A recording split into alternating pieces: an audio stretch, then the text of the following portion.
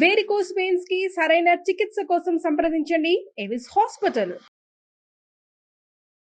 నమస్తే అమ్మా. నమస్తే అమ్మా. ఈరోజు నేను మిమ్మల్ని అడగబోయే ప్రశ్న, ఆ. చాలా మంది ఎందుకు డిస్కస్ చేయడం అవసరమా అనుకుంటారు. అంటే అందరి ఇళ్లలో పెద్దవాళ్ళు ఉండకపోవచ్చు, ఒక దిశానిర్దేశం చూపించడానికి. కొంతగా ఆడపిల్లల తల్లులకు కూడా అంత ఇన్ఫర్మేషన్ ఉండకపోవచ్చు, కొంచెం కన్ఫ్యూజన్ ఉండొచ్చు. సో అలాంటి వాళ్ళ కోసం మన వీడియో చాలా ఉపయోగపడవచ్చు.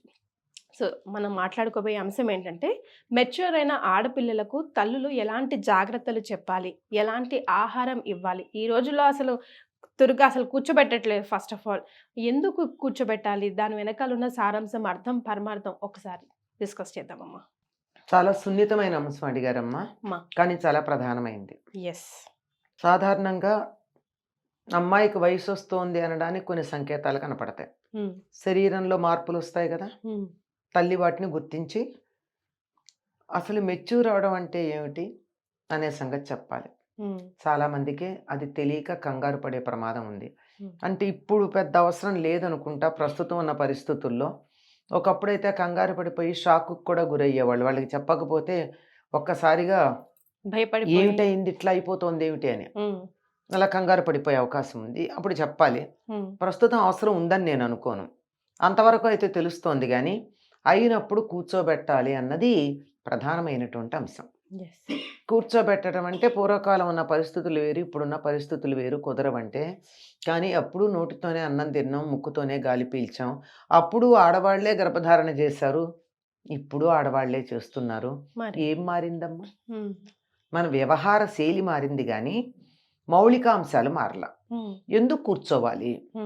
అప్పుడు తాటాకుల మీద కూర్చోబెట్టేవారు, ఇప్పుడు అది అవసరం లేదు, అందుబాటులో లేవు గనక. ఇప్పుడు కనీసం ఇంట్లో కదలకుండా ఒక చోట కూర్చోవడం అలవాటు చేయాలి. వీలైనంత విశ్రాంతినివ్వాలి. ఒక 11 రోజుల పాటు అట్లీస్ట్, కనీసం 3 రోజుల పాటు అస్సలు కదలకూడదు. ఆ తర్వాత 11 రోజుల పాటు చాలా తక్కువ కదలిక ఉండాలి. ఎందుకంటే శరీరంలో చాలా పెద్ద మార్పు వచ్చింది. ఈ మార్పు శారీరకంగానే కాదు, మానసికంగా కూడా ఉంటుంది. ఎందుకంటే హార్మోన్ల ప్రభావం వల్ల కదా ఆడ మగ తేడా తెలిసేది.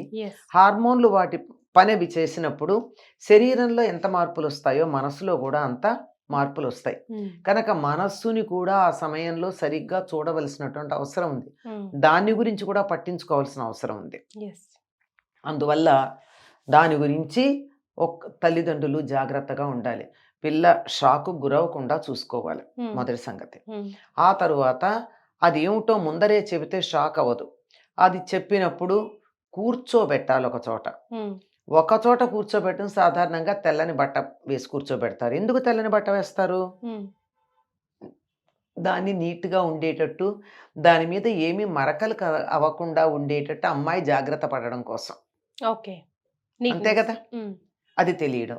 ఆ 3 రోజులు మామూలుగా పూర్వకాలం బట్టలు మార్చేవాళ్ళు కాదు, తల దువ్వుకోవద్దనేవాళ్ళు, ఏమీ లేకుండా ఉన్నది ఉన్నట్టుగానే ఉండడం. ఎందుకు యాజ్ ఇట్ ఈజ్ ఎందుకు ఉండాలంటే ఏ రకమైన అలసట కలగకూడదు. ఆ సమయంలో చిన్న గాయం కలిగితే కూడా ఇన్ఫెక్షన్స్ ఎక్కువ అయ్యే అవకాశం ఉంటుంది అని. అంటే మార్పులు వచ్చాయి గనక దాని ఎఫెక్ట్ లైఫ్ లాంగ్ కూడా ఉంటుంది. ఇది బయటికి కనిపించేటటువంటి విషయం. ఇలా ఒక చోట కదలకుండా ఈ రోజుల్లో అలా తాటాకులేసి వేసి కూర్చోబెట్టకపోయినా ఒక మంచమో బల్లో ఇచ్చి ఈ 3 రోజులు దీని నుంచి నువ్వు వీలైనంత వరకు కదలకు. సిక్ పర్సన్ అనుకోండి, మనం మొక్కల్ని కూడా ఇక్కడి నుంచి అక్కడికి మారిస్తే ద ప్లాంట్ ఈజ్ సిక్ అని చెప్తూ ఉంటారు. 4 రోజులు తేరుకునేదాకా అతను జాగ్రత్తగా నీడలో పెట్టి ఇంత మార్పు వచ్చాక అలా చూసుకోవాల్సిన అవసరం ఉంది. ఆ సమయంలో ఇచ్చే అసలు ముందర నేను చెప్పింది ఏమిటి అంటే శరీరానికి శ్రమ కలగకుండా ఉండడం మొదటి భాగం. వీలైనంత కదలిక కూడా తగ్గించాలి, కదలకుండా ఉండే వీలైనంత తక్కువ, అవసరాలకు మాత్రమే కదిలేటట్టు. ఇక ఆహారం విషయానికి వస్తే ఉప్పు కారం లేని ఆహారం పెట్టడం మంచిది. కారం అంటే ఓకే, కానీ ఉప్పు లేకుండా పెట్టాలి. ఆ తర్వాత నువ్వులు, బెల్లం, కొబ్బరి, పచ్చి కొబ్బరి కాదు మళ్ళీ ఎండు కొబ్బరి, ఇవి పెట్టాలి. ఇవి మనకు ఇంకా నేను వివరం చెప్పక్కర్లా. నువ్వుల్లో కాల్షియం ఉంటుంది, ఐరన్ ఉంటుంది. ఇది కొబ్బరిలో మిగిలిన విలువలు ఉంటాయి. బెల్లం పంచదారది కాకుండా బెల్లంతో చేసి పెట్టాలి. బెల్లంది. ఇది శరీరానికి కావాల్సినటువంటి రక్తహీనత పోగొడుతుంది. పైగా నువ్వుల వల్ల ఏంటంటే ఇటు కావలసినటువంటి పోషకాలు ఇవ్వడంతో పాటు అక్కర్లేనిది ఏదైనా ఉంటే వాషౌట్ చేయడానికి సహకరిస్తుంది. శరీరం వాతతత్వానికి ఎడుతుంది కనుక వాతతత్వం నుంచి వేడికి రావాలంటే నువ్వులు అవసరం. అందుకే పూర్వకాలం మరి ఉప్పు కారం లేకుండా పెట్టాలి అంటే పులగం పెట్టేవాళ్ళు. ఇప్పుడు పులగం చేసి కూడా అందులో ఉప్పు వేసి పెడుతున్నారు. లేదు, దాన్ని చేయడానికి పద్ధతి ఉంది. 1 యూనిట్ పెసరపప్పు తీసుకుంటే 2 యూనిట్లు బియ్యం తీసుకుని మళ్ళీ 1 యూనిట్ నెయ్యి తీసుకుని 8 యూనిట్ల నీళ్లు తీసుకుని ఈ పప్పు బియ్యము ఈ 8 యూనిట్ల నీళ్లు కొద్ది ఒకేసారి కాకుండా ముందర కొంచెం పెట్టి ఉడుకుతూ ఉండగా మళ్ళీ పోసి నెయ్యి వేయాలి. అందులో వేసి తగినంత బెల్లం వేస్తారు. బెల్లం. ఈ బెల్లం ఎప్పుడైతే తీసుకుంటామో ఉప్పు తినాలి అనేటటువంటి జిహ్వాకి ఆ చాపల్యం ఉండదు, బెల్లంతో తీసుకుంటారు.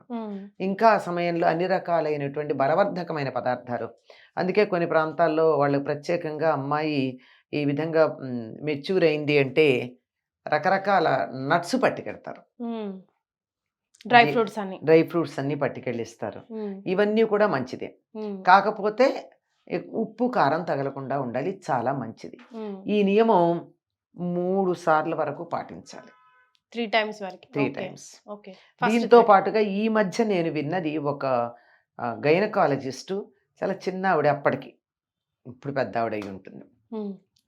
ఆడపిల్లలకి లైఫ్ లాంగ్ టెటనస్ అవసరం లేకుండా ఉండడానికి ఈ మెచ్యూర్ అయినటువంటి మొదట్లో ఒకసారి టెటనస్ ఇప్పించాలట, 1 రోజుల లోపల, 15-20 రోజులకి. మళ్ళీ 6 months తర్వాత మళ్ళీ పీరియడ్స్ వస్తాయి కదా, ఆ తర్వాత ఒకసారి ఇప్పించాలట టెటనస్. 1 yearకి ఒకసారి ఇప్పించాలట. ఇంకా లైఫ్ లాంగ్ డెలివరీస్ అయినా మరేమైనా అసలు ఆడవాళ్ళకి టెటనస్ ఇవ్వాల్సిన అవసరమే ఉండదట. పర్మనెంట్ టెటనస్ ఇంజెక్షన్ అని, అది మళ్ళీ ఒకసారి కనుక్కోవాలి. ఆవిడ చెప్పడం వల్ల నేను కొంతమంది విద్యార్థుల్ని, అప్పటికి అయిపోయి ఉంటారు కదా వాళ్ళు, కొత్త ఏం కాదు, వాళ్ళకు కూడా ఆవిడ ఏదో మార్గం చెప్పింది. ఏమిటంటే ఇప్పుడు ఒకసారి తీసుకుని ఇంకో కొన్నాళ్ళ తర్వాత తీసుకుని, అది కూడా పీరియడ్స్ వచ్చిన 2 రోజులకి అని ఒక నియమం ఉంది. బాగా తెలిసినటువంటి ఒక గైనకాలజిస్ట్ దగ్గరికి వెళ్ళి చక్కగా కొత్తగా మెచ్యూర్ అయిన పిల్లలకి ఇట్లా, ఆల్రెడీ మెచ్యూర్ అయ్యి 1-2 సంవత్సరాలు అయిపోయి ఇంకా పెళ్లి చేసుకోబోతున్నారు ఆడపిల్లలకి ఎలా ఇవ్వాలి అని కనుక్కొని ఇప్పించినట్టయితే ఈ ధనుర్వాతం అని చెప్పేటటువంటిది టెటనస్ వచ్చేటటువంటి అవకాశం ఉండదు. ఇవన్నీ ఆ రోజుల్లో ఈ ఇంజక్షన్లు లేవు కనుక ఏం జరగాలి, శరీరానికి పటుత్వం రావాలి, ఎటువంటి ఇన్ఫెక్షన్ రాకుండా ఉండాలి కనుక నువ్వులు బెల్లం ఇచ్చేవారు. ఇటువంటి ఆహారం ఇవ్వాలి. తర్వాత జాగ్రత్తలు తీసుకోవడం తల్లి చెప్పాలి, ఏ విధంగా ఉండాలి, బయటికి వెళ్ళినప్పుడు ఎట్లా ప్రవర్తించాలి. బయటికి వెళుతూనే ఉంటారు కదా చదువు కోసము ముందర, తర్వాత ఉద్యోగం కోసం వెళ్ళినప్పుడు ఏ విధంగా మేనేజ్ చేసుకోవాలి. మరి శారీరకంగా ఇబ్బంది ఉండడంతో పాటు మనసు కూడా చికాగ్గా ఉంటుంది ఆ టైంలో, ప్రతిదానికి చికాకు పడిపోతూ ఉంటారు. దాన్ని ఎలా మేనేజ్ చేసుకోవాలి, దానికి తగినట్టుగా ఏ విధంగా ఉండాలి, వస్త్రధారణ ఎట్లా ఉండాలి, ఏ రకంగా డ్రెస్ చేసుకుంటే సౌకర్యంగా ఉంటుంది. ఎందుకంటే అందరికీ ఒకటే సౌకర్యం కాదు. వీటన్నింటినీ అమ్మాయి యొక్క శారీరక స్థితిని బట్టి తల్లి వారికి సర్ది చెప్పి సరిచేయాల్సినటువంటి అవసరం ఉందమ్మా. ఇక్కడ ఈ 3 సార్లు ఈ పులగం అన్నం అన్నామే, దీనికి సంబంధించి ఒక విషయం చెప్తా. ఎందుకు అప్పుడు అలా పెట్టమంటారు. తీపి పదార్థాలు కూడా తినొచ్చు. ఎవరికైనా నెలసరిలో ఇబ్బంది, నొప్పులు, బాధ వస్తూ ఉంటే వయసుతో సంబంధం లేదు, వాళ్ళని 3 periods కాలంలో ఈ ఆహారమే తీసుకోమన్నారు. పెసరపప్పు బెల్లంతో కలిపిన అన్నం అంతే. ఇంకా తినాలనిపిస్తే మెత్తగా అన్నం వండుకుని పాలు బెల్లం వేసుకుని తినండి, మజ్జిగొద్దు, ఇంకే పదార్థాలు వద్దు. 3 రోజులు అలా తినండి. అలా 3 సార్లు పీరియడ్స్ వరకు తింటే చాలా మందికి కంట్రోల్ అయింది. చాలా మంది వైద్యులు చెప్పినటువంటి మాట ఇది. ఇంకా కొద్దిగా ఫుల్ కంట్రోల్ కాకపోతే 6 నెలలు, 3 to 6 months. శుభ్రంగా ఆ 3 రోజులు ఉప్పు పులుపు కారం తిరగకూడదమ్మా, ఇంకేం అక్కర్లేదు, అది లెక్క. లేదు నేను సగ్గుబియ్యం జావ తాగుతాను, ఓకే, రాగి జావ తాగుతాను, ఓకే, అందులో ఉప్పు వేసుకోకు, బెల్లం వేసుకోకు, కారం వేసుకోకు.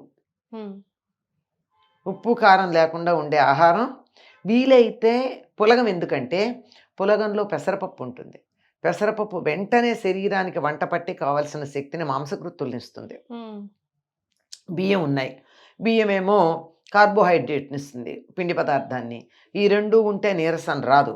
ఇవి బాగా అరగడానికి, వంట పట్టడానికి నెయ్యి, రుచిగా ఉండడానికి బెల్లం, పోషకాలన్నీ ఉండడానికి చాలు.